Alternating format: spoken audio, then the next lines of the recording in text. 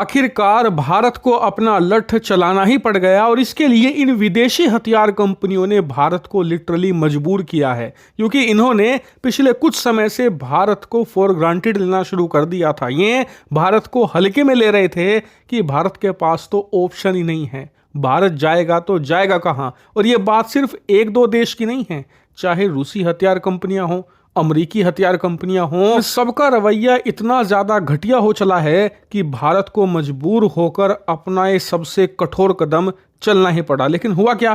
दरअसल आपको याद होगा कि पिछले 7-8 महीनों से खबर आ रही है, भारत का तेजस मार्क 1 लड़ाकू विमान जो हमें जल्द से जल्द बनाकर भारतीय वायुसेना को देना है, वैसे तो वो 70% भारतीय है, लेकिन 30% उसमें इक्विपमेंट विदेशी हैं, जैसे कि इंजन, सीट इजेक्शन सिस्टम।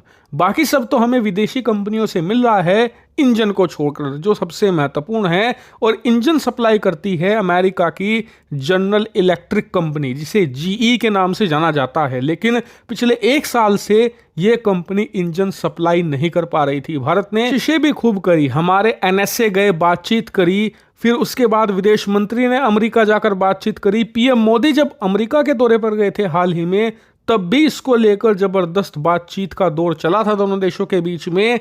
लेकिन जनरल इलेक्ट्रिक्स ने उसके बाद भी कह दिया कि इस साल हम सिर्फ 2 इंजन ही आपको दे पाएंगे और अगले साल मार्च 2025 के बाद ही हम आपको सारे इंजन्स की डिलीवरी दे पाएंगे, उससे पहले नहीं कर सकते। और इसके पीछे जनरल इलेक्ट्रिक ने 2 कारण बताए। पहला ये कि हमें डेनमार्क से कुछ इक्विपमेंट आते हैं इंजन रिलेटेड, वो नहीं मिल पा रहे। इसके अलावा साउथ कोरिया भी हमें इक्विपमेंट सप्लाई नहीं कर पा रहा, जिस वजह से इंजन बनाने में देरी आ रही है। और इंजन सिर्फ ऐसा नहीं कि भारत के लिए नहीं बना पा रहे, अमेरिका भी इस इंजन का इस्तेमाल करता है। खुद अमेरिकी वायुसेना को भी ये इंजन नहीं मिल पा रहा, इसीलिए सप्लाई चेन का इशू बहुत ही बड़ा है। और इसका इफेक्ट सिर्फ भारत ही नहीं, अमेरिकी वायुसेना भी झेल रही है। लेकिन देखिए, जब मैं आपको किसी चीज का ऑर्डर दे रहा हूं ना, तो आपकी जिम्मेदारी बनती है कि उस ऑर्डर को कैसे भी करके पूरा करें।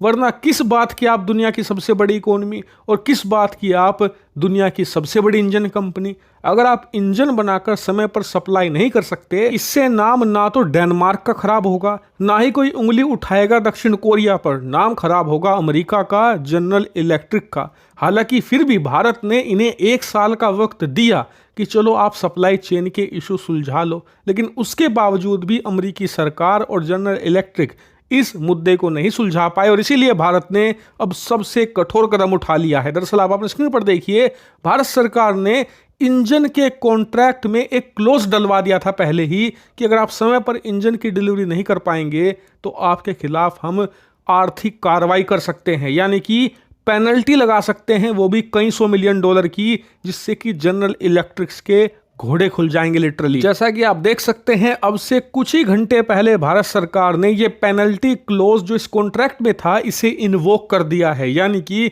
इसे एक्टिवेट कर दिया है, जिसके बाद भारत जो इंजन की पेमेंट करेगा उसमें से ये पेनल्टी काट लेगा। इतना ही नहीं, इस पेनल्टी क्लोज में यह भी बताया जा रहा है, ऐसा नहीं कि एक बार पेनल्टी लगा दी तो भविष्य में नहीं लगा सकते, आगे भी जितना इंजन ये डिले होता जाएगा इसकी डिलीवरी, उतनी ही पेनल्टी लगती चली जाएगी। और ऐसा नहीं कि इससे अमेरिका नाराज हो जाएगा या अमेरिकी कंपनी नाराज हो जाएगी, बिल्कुल नहीं, क्योंकि हमने 2 साल का इंतजार किया है, 2 साल डिले हो चुकी है इस इंजन की डिलीवरी। ऐसे में अमेरिका भी समझता है भारत की मजबूरी और उसने भी ये पेनल्टी एक्सेप्ट कर ली है।